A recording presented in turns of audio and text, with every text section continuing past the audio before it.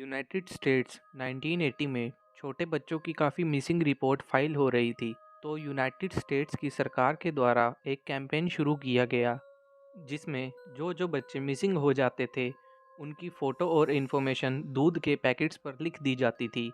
लेकिन ये कैंपेन ज़्यादा सक्सेसफुल नहीं हुआ और कुछ लोगों को ये कैंपेन से काफ़ी दिक्कत थी, क्योंकि उनका मानना था मिसिंग बच्चों की इमेजेस देखकर उनके बच्चे भी डर जाते हैं। तो कहानी शुरू होती है 3 साल की बोनी नामक लड़की से। बोनी के माता पिता का डिवोर्स होने वाला था, इसीलिए उसकी माँ अपनी ही बच्ची को किडनैप कर कर साइपन इसलैंड पर ले जाती है। साइपन इसलैंड जिसकी पॉपुलेशन सिर्फ 50,000 है, जो कि गोम के पास स्थित है। बोनी वहाँ अपनी मॉम डैड और स्टेप फादर के साथ एक छोटे से लकड़ी के घर में रहती थी। फिर वो एक दिन अचानक बोनी के साथ हवाई शिफ्ट हो गए। वहाँ पर बोनी के पेरेंट्स का नेचर वैसा ही था, पर बोनी को कभी भी दूसरे बच्चों के साथ खेलने नहीं दिया जाता था और ना ही उसे बाहर जाने दिया जाता था। बोनी का कहना था कि वो इतना टाइम हवाई में रही है, वो सिर्फ वहाँ 1 या 2 बार ही बाहर गई है।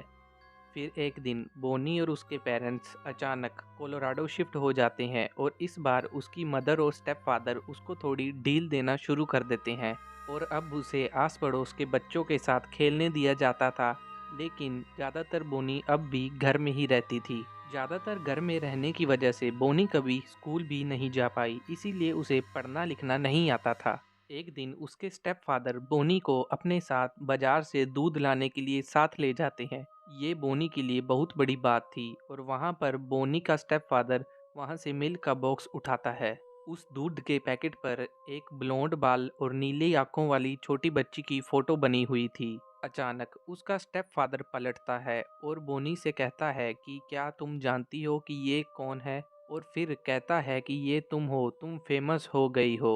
और बोनी काफ़ी ज़ोर से बोलती है कि ये मैं हूँ।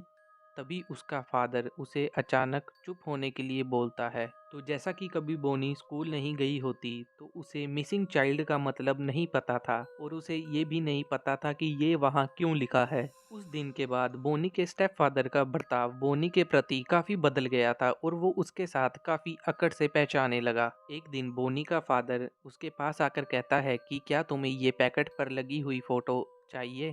तो बोनी उसे हाँ बोलती है और उसका स्टेप फादर वो फोटो को उसे काट कर दे देता है और कहता है कि तुम इस फोटो को बहुत सुरक्षित जगह पर रखना। तो बोनी भागकर वो फोटो को अपने बारबी केस में संभाल कर रख देती है। उस बात के कुछ ही दिनों बाद बोनी अपने पड़ोसियों के घर पर खेल रही होती है। बोनी वहाँ गलती से अपना बारबी केस भूल जाती है। जब उनकी पड़ोसन देखती है कि बोनी अपना बारबी केस यहीं भूल गई है, तो वो उसका केस खोल कर देखती है और उसने वहाँ पर बोनी की मिसिंग वाली फ़ोटो भी मिल जाती है। उनकी पड़ोसन पुलिस को फ़ोन करती है। कुछ ही देर में वहाँ पर पुलिस पहुँच जाती है और बोनी को उसके असली फादर के पास छोड़ देती है। बोनी, जो कि उसके असली फादर को नहीं जानती थी, इसीलिए उसको अपने फादर अनजान लग रहे थे। फिर धीरे धीरे सब ठीक होने लगता है। बोनी वापिस स्कूल जाना शुरू कर देती है और बाकी बच्चों के साथ मिलना घुलना भी शुरू कर देती है। आज बोनी एक सक्सेसफुल नर्स है और उसके आज 2 बच्चे हैं। आगे हम बोनी के द्वारा लिखा गया लेटर पेस्ट कर रहे हैं।